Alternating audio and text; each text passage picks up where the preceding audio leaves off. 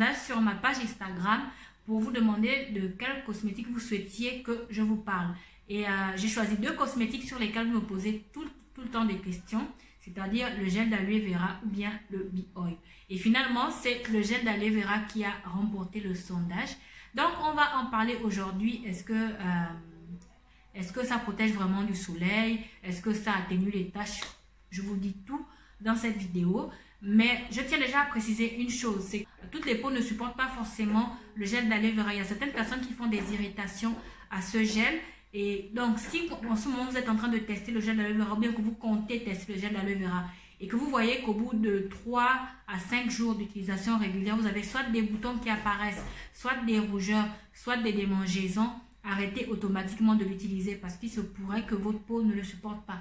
Ça peut être dû au fait que il y a peut-être un composant à l'intérieur que votre peau ne supporte pas, ou bien que ce soit carrément le gel d'aloe vera lui-même que votre peau ne supporte pas. Voilà, donc on continue la vidéo. Je vous retrouve juste après le générique.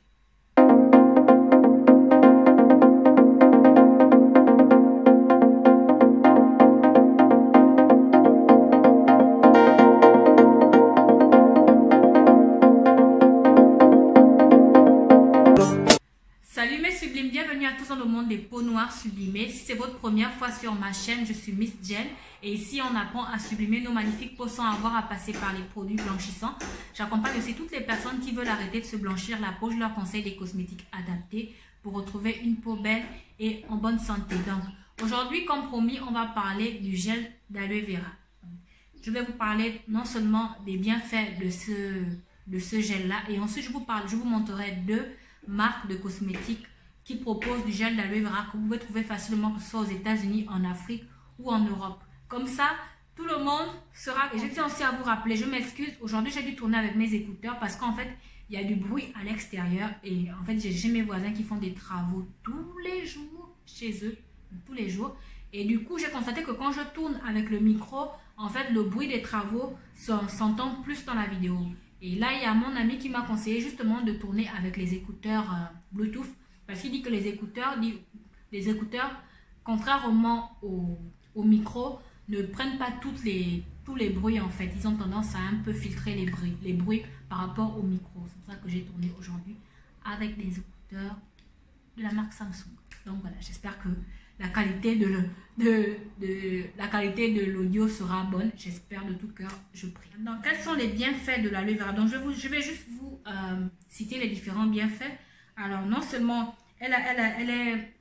c'est un très bon produit post-épilation. Par exemple, quand vous venez de vous épiler, vous pouvez l'appliquer sur les parties que vous avez épilées pour éviter les irritations, comme par exemple l'apparition de boutons. Ensuite, il régule les peaux grasses, c'est-à-dire qu'il empêche... en fait, il permet sur le long terme, ça c'est pas automatiquement, c'est-à-dire au bout de 4 à 5 semaines d'utilisation régulière, vous verrez que votre peau grasse va produire moins de sébum et donc va moins briller. Mais ça dépend, en fait le résultat dépend des peaux. Sur certaines peaux, vous verrez que les résultats se voient plus rapidement. Sur d'autres, ça peut prendre plus de temps. Ensuite, il apaise les coups de soleil. Ça, je tiens à rappeler quelque chose, c'est qu'il ne permet pas du tout de protéger des rayons du soleil. D'ailleurs, le gel d'aloe vera, on ne l'applique pas, c'est pas conseillé de l'appliquer en journée en fait, parce qu'il contient une substance qui ressemble un peu aux acides de fruits et qui fait en sorte que ça peut rendre votre peau photosensible aux rayons du soleil. Donc, c'est vrai que si vous avez été exposé toute la journée au soleil et que vous l'appliquez le soir, ça va soulager vos coups de soleil, mais ce n'est pas ça, ne protège pas des rayons du soleil. Je sais que j'avais dit ça par le passé dans une de mes vidéos et je tiens à m'excuser, je vous ai quand même carrément mené dans l'erreur. Ça ne protège pas les rayons du soleil, mais ça protège des coups de soleil et ça soulage les coups de soleil. Donc, appliquez-le plutôt en soirée ou bien les jours où vous êtes, en soirée ou bien les jours où vous êtes dans la maison en fait, que vous savez que vous n'allez pas sortir. Ensuite, il accélère la cicatrisation. Ça aussi, c'est très bien, surtout quand vous avez une peau acnéique et que vous cassez souvent vos boutons, vous allez voir que quand vous l'appliquez le soir, ça permet justement aux boutons de se cicatriser rapidement et de ne pas laisser de taches facilement sur la peau. Il soigne les bleus et les bosses. Il assure contre le vieillissement cutané. Là, je ne peux pas parler parce qu'il y a les travaux à côté, c'est juste un cauchemar. Donc, il assure contre le vieillissement cutané, c'est-à-dire qu'il permet non seulement le gel d'aloe vera hydrate tellement bien la peau que On sait tous qu'une peau bien hydratée, c'est une peau qui se ride lentement et donc les rides vont apparaître difficilement. Et donc voilà, donc ça vous permet en fait de garder une peau jeune. Mais pour de meilleurs résultats, il vaut mieux l'appliquer matin et soir en fait. Il apaise les peaux à problème et il réduit les vergetures. Pour ceux qui ont des vergetures, je n'ai jamais testé le gel d'aloe vera sur mes vergetures. Donc si vous avez déjà testé le gel d'aloe vera sur vos vergetures et que vous avez eu des résultats ou pas, n'hésitez pas à le dire en commentaire. Peut-être que ça donnera envie à certaines personnes de tester.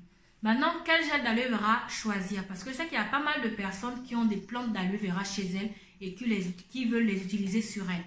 Déjà, il vaut mieux faire beaucoup de recherches parce que la plante, il existe près de 500 espèces différentes d'aloe vera.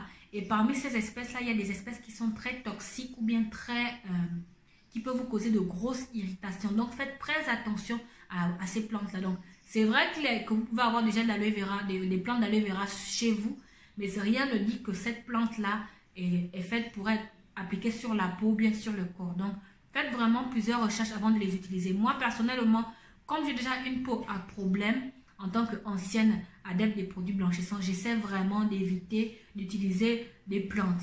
Surtout des plantes que je ne connais pas. Je préfère acheter le gel d'aloe vera en magasin. Et c'est vrai que même en magasin, il faut maintenant trouver de la bonne qualité parce que c'est pas tout le temps que tu as la chance de tomber sur des gels d'aloe vera qui conviennent à ta peau en fait. Et franchement, par le passé, j'en ai testé des marques qui m'ont vraiment traumatisé, qui m'ont traumatisé la peau. Ensuite, maintenant, quel gel d'aloe vera choisir? Alors, moi, je vais vous montrer deux gels d'aloe vera que j'ai testés. Le premier gel d'aloe vera dont je vous parle depuis des années sûrement, ça va faire déjà 2 ans que je l'utilise, ou 3 ans je crois plus. C'est le gel d'aloe vera de la marque Forever Living Products. Lui, il est facile à trouver partout, que ce soit en Afrique, en Amérique, en Europe, partout. Il suffit juste de vous rapprocher d'un revendeur de la marque Forever Living Products. Sinon, si vous êtes au Gabon, vous pouvez me contacter sur Cilia Air, ou bien ce pot noir sublimé vente. Ce gel d'aloe vera là est vendu à 7500 francs sur mes sites de vente en ligne. Et ensuite, il y a celui-là, le pur aloe. Mais lui, je crois qu'il est plus facile à trouver en Europe parce que moi, je ne l'ai pas trouvé ici au Gabon. Moi, je suis au Gabon. Et lui, vous pouvez le trouver facilement en pharmacie. La personne qui me l'avait rapporté l'avait trouvé, je crois, dans une pharmacie à Paris. Donc, mais je crois même que sur Amazon, c'est vendu sur Amazon.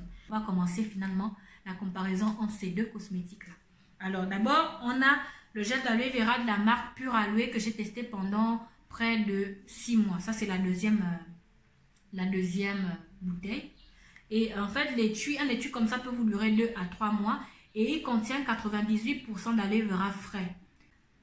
D'après la marque, c'est censé hydrater la peau, prévenir le vieillissement cutané et ça a un effet tenseur et astringent.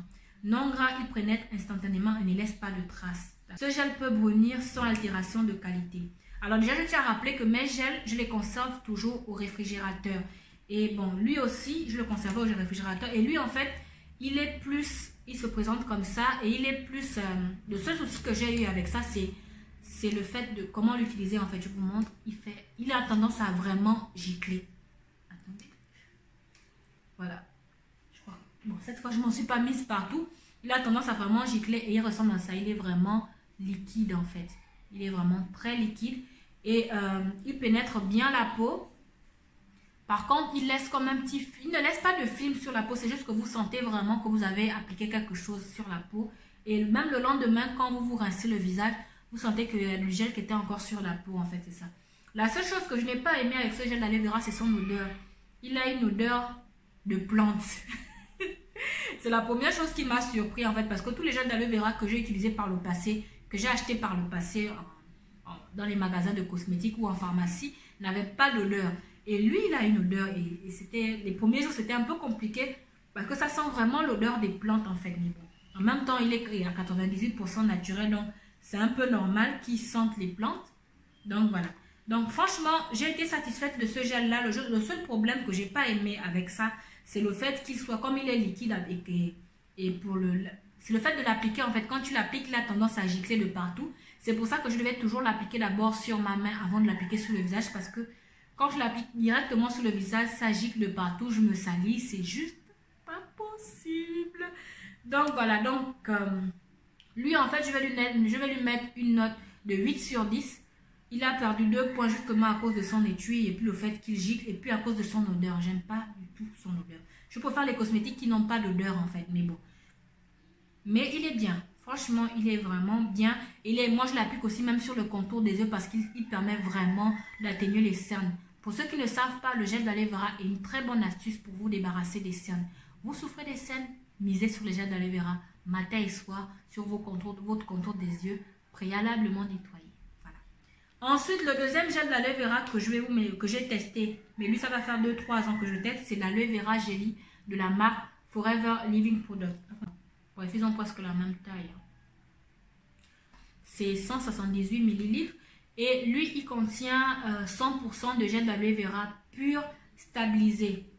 Donc, par contre, lui, il a une petite odeur un peu, une petite couleur un peu jaunâtre. Tandis que lui, il est carrément transparent en fait. Donc, je vous montre à quoi il ressemble. Donc, lui, il se présente comme ça. Et ensuite, il suffit juste d'appuyer et ça sort. Vous voyez, lui, il est un peu plus... il est un peu plus épais que l'autre. Et voilà à quoi il ressemble.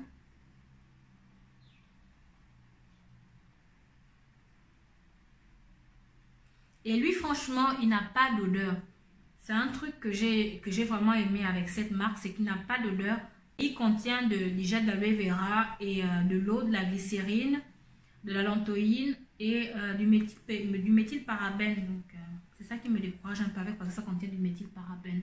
Mais sinon, c'est un très bon hydratant pour la peau. Ça convient bien à tout type de peau. J'ai jamais eu d'irritation avec ça. Et c'est aussi un très bon produit pour le contour des yeux pour traiter les cernes. Donc, voilà, ce sont les deux gels d'aloe vera que j'ai testés. Et lui, je vais lui mettre 9 sur 10 parce que non seulement il n'a pas d'odeur. Et en plus de ça, il ne gicle pas partout comme l'autre en fait. Lui, il a vraiment perdu les points à cause de son affaire de gicler là. Lui, il ne gicle pas et il est plus épais. J'avoue que quand j'ai commencé à tester celui-là, il était tellement léger que à chaque fois, je rajoutais plus de couches parce que je suis déjà tellement habituée avec celui qui est plus épais en fait. Donc voilà, vous souhaitez utiliser du gel d'aloe vera, ces deux marques-là sont pour vous, elles sont bien.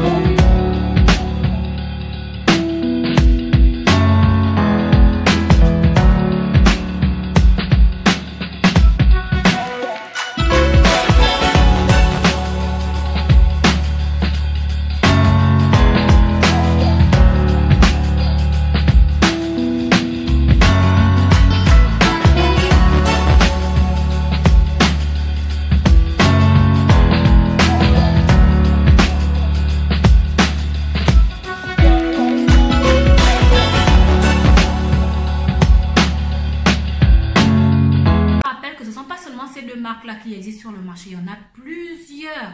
C'est juste que de la majorité que j'ai testé par le passé, ce sont ces deux-là qui ne m'ont jamais irrité la peau et qui ont bien tenu leurs promesses. Donc voilà, dites-moi si vous les avez déjà testés par le passé. Est-ce que vous avez eu de bonnes expériences par rapport à ces produits-là, oui ou non? N'hésitez pas à me le dire. Et voilà. Ah, et lui, en fait, et quand vous achetez votre gel d'aloe vera, vérifiez toujours la date de péremption. Lui, par exemple, il se périme en juillet 2020. Et celui-là se périme en août 2023. Donc, c'est toujours, la date de péremption est toujours écrite quelque part ici. Donc, voilà. Donc, lui, il est européen, il est français. Et lui, il est américain. Donc, voilà. C'est tout pour aujourd'hui. J'espère que la vidéo vous aura plu. Dans ma prochaine vidéo, dites-moi si vous voulez que je vous parle, que je vous fasse une comparaison, que je vous parle soit des cosmétiques de la marque Belle Nubian, parce qu'on m'en parle tout le temps. Je vais pas en parler en largeur. Je vais juste vous dire en haut ce que j'en pense. ou bien que je vous parle des cosmétiques de la marque Fair and White. Je ne vais pas aussi en parler de toute la marque, je vais juste prendre une gamme précise de la marque et vous en parler. Voilà, c'est tout pour aujourd'hui. Je vous dis à la prochaine. Prenez bien soin de vous, prenez bien soin de vos magnifiques peaux. Restez confinés chez vous et gros bisous.